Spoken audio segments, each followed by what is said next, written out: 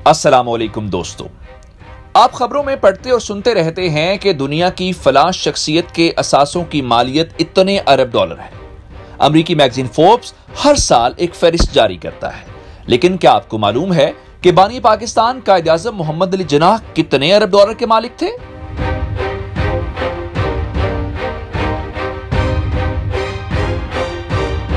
तो कहानी कुछ यूं है। कायद-ए-आज़म जब अपनी अलालत के दिन क्वेटा में गुजार रहे थे तो 1 सितंबर 1948 को उन्हें ब्रेन हैमरेज हुआ।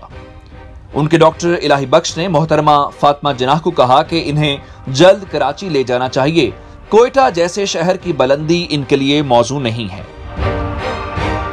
उनके खून में इन्फेक्शन भी जाहिर हुआ था और उन्हें सांस लेने में दुश्वारी हो रही थी। डॉक्टर्स ने बताया कि अब उम्मीद की कोई किरण बाकी नहीं है और कोई मोजज़ा ही उन्हें बचा सकता है। जब डॉक्टर्स ने उन्हें कराची ले जाने के लिए इजाजत मांगी तो उन्होंने कहा, हां, मुझे कराची ले चलो, मैं वहीं पैदा हुआ था और वहीं दफन होना चाहता हूं। इसके साथ ही उनकी आंखें बंद हो गई। मोहतरमा फातिमा जिन्नाह अपनी किताब मेरा भाई में लिखती हैं कि मैं साथ खड़ी हो गई। नीम बेहोशी में उनके टूटते अल्फाज सुन सकती थी। कश्मीर, उन्हें फैसला करने का हक दो। आइन, मैं उसे जल्द ही मुकम्मल करूंगा। मुहाजिरीन, उनकी हर मुमकिन इमदाद दीजिए। पाकिस्तान। ये कायद का आखिरी पैगाम था। इसके बाद कराची के अस्पताल में 11 सितंबर को उनकी जबान से कलमा तैयबा निकला और उनका सर एक जानिब ढलक गया। अस्पताल पहुंचने से पहले जब उनकी एम्बुलेंस रास्ते में खड़ी हो गई तो फातिमा जिन्नाह लिखती हैं कि दूसरी एम्बुलेंस आने में सड़क पर 1 घंटा इंतजार करना पड़ा। उन्होंने मेरी तरफ सवालिया नजरों से देखा तो मैंने कहा कि एम्बुलेंस खराब हो गई है। एम्बुलेंस क्यों खराब हुई, कायद-ए-आज़म के इलाज मुआवजे में क्या क्या गलतियां हुई, उन्हें बैरून मुल्क क्यों नहीं ले जाया गया, लियाकत अली खान से मुलाकात के बाद वो इतने मायूस क्यों हो गए थे कि उन्होंने अपनी बहन से ये क्यों कहा था कि वो मजीद जिंदा नहीं रहना चाहते। इन मौज़ूआत के ऊपर गुज़श्ता सालों में बहुत कुछ कहा और लिखा जा चुका है।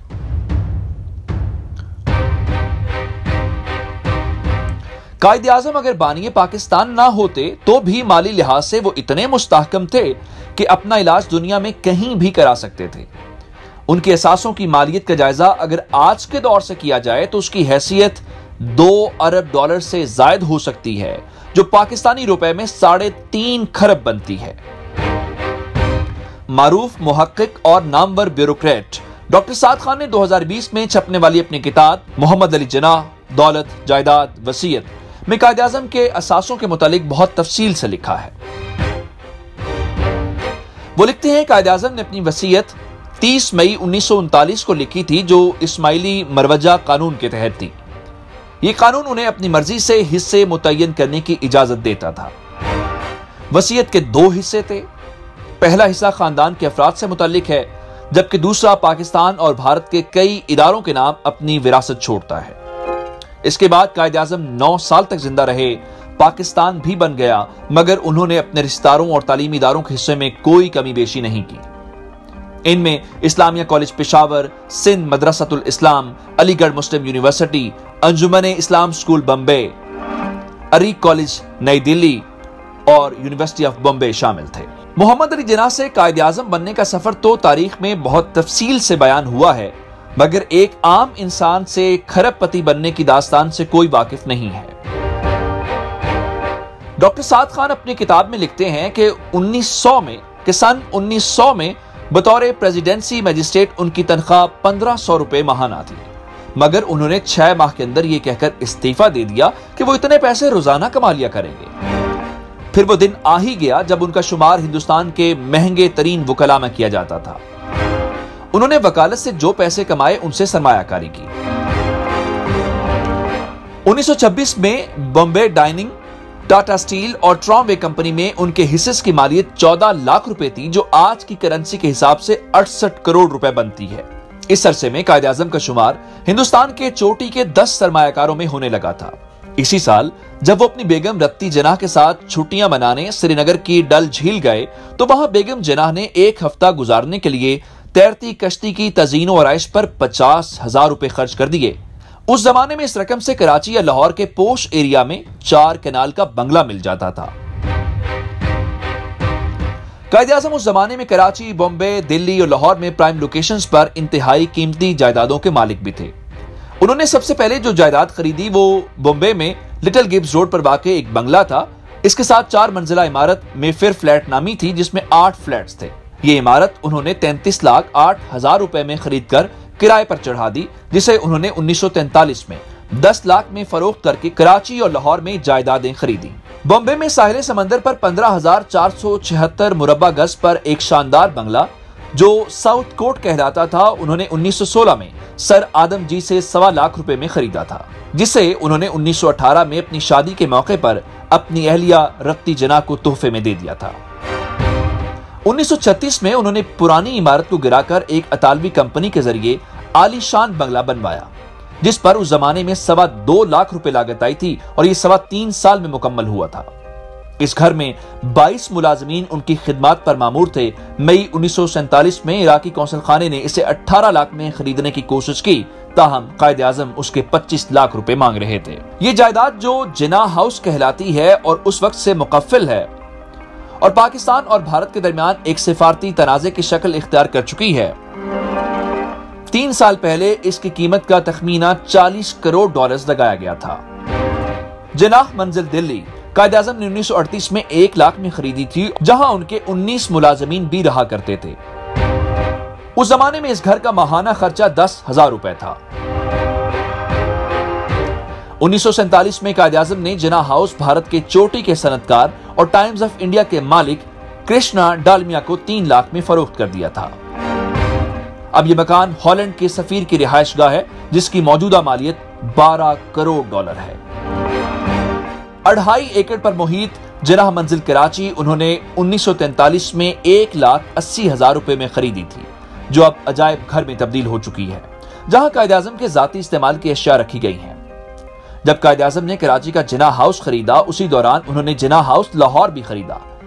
مال روڈ پر 4.25 ایکڑ پر محیط 53 نمبر بنگلہ 1,62,500 روپے میں خریدا۔ یہ سودا قائد اعظم کی جانب سے سپریم کورٹ کے جسٹس فائز عیسیٰ کے والد قاضی محمد عیسیٰ نے کیا تھا۔ اب یہ کور کمانڈر ہاؤس ہے۔ لاہور میں ہی قائد اعظم نے 1945 میں نواب افتخار ممدوٹ سے اچرا میں 324 کنال اراضی خریدی تھی۔ اس اراضی پر آج کل گلبرگ 2 اور 3 ہے۔ اس کے علاوہ ان کے پاس لبرٹی مارکیٹ میں 1.5 کنال کا کمرشل پلاٹ، انڈسٹریل ایریا میں 10 کنال کا پلاٹ تھا۔ کراچی میں بھی قائد اعظم نے ملیر میں 12 ایکڑ کا باغ نواب آف بہاولپور سے خریدا تھا۔ قائد اعظم نے کیماڑی میں ساحل سمندر پر 20 ایکڑ خرید کر اس میں ہٹ بنوایا۔ یہ جگہ محترمہ فاطمہ جناح کی وفات کے بعد 1,11,00,000 روپے میں فروخت کر کے رقم قائد اعظم ٹرسٹ میں جمع کروا دی گئی۔ آئی چندری گڑھ روڈ پر تقریباً 4 کنال پر ایک کمرشل پلازا بھی انہوں نے خریدا تھا، جسے بعد میں محترمہ فاطمہ جناح نے دادا بھائی کو فروخت کر دیا تھا۔ اپنی وفات سے 15 دن پہلے انہوں نے میکلوڈ روڈ موجودہ آئی چندری گڑھ روڈ پر ایک کمرشل بلڈنگ 10 لاکھ میں خریدی تھی۔ یہ بلڈنگ 1 سال بعد محترمہ فاطمہ جناح نے ایک بینک کو 16 لاکھ میں فروخت کر دی، جس میں آج کل سٹینڈرڈ چارٹرڈ بینک قائم ہے۔ فری ٹاؤن کراچی میں 10 کنال کا بنگلہ بھی قائد اعظم کی ممکنہ جائیدادوں میں سے ہے، جہاں آج کل پارک ٹاور نامی پلازا ہے۔ اس فہرست میں سول لائن نمبر 1 میں 9 کنال کا بنگلہ بھی آتا ہے۔ قائد اعظم نے 36 برس کی عمر میں ہی مختلف کمپنیز کے حصص خریدنے شروع کر دیے تھے۔ 1927 تک آپ 11 بڑی کمپنیز کے حصص کے مالک بن چکے تھے، جہاں سے آپ کو سالانہ اچھی خاصی رقم بطور منافع مل رہی تھی۔ 1943 سے 1945 کے درمیان آپ نے مختلف صنعتوں میں 8 لاکھ سے زائد کی سرمایہ کاری کی۔ قائد اعظم کے 12 بینک اکاؤنٹ بھی تھے، جن میں 4 برطانیہ میں تھے۔ تقسیم کے بعد انہوں نے اپنے تمام کھاتے حبیب بینک کراچی میں منتقل کر دیے، جس کی مالیت اس وقت 62 لاکھ تھی۔ 2 فروری 1948 کو آپ نے بینک سے 61 لاکھ قرضہ حاصل کیا، جس میں سے 35,35,000 مسلم لیگ کے حوالے کر دیے۔ 4 اگست کو انہوں نے خرابی صحت کی بنا پر بینک سے قرضے کی منسوخی استدا کی اور نہ صرف پورے 61 لاکھ واپس کر دیے، بلکہ بینک نے 1,07,658 روپے 12 آنے کا سود بھی وصول کیا۔ قائد اعظم کی بطور گورنر جنرل ماہانہ تنخواہ 10,476 روپے 10 آنا مقرر ہوئی تھی، جس میں سے 6,112 روپے ٹیکس کٹوتی کے بعد آپ کو 4,304 روپے اور 10 آنا ملتے تھے۔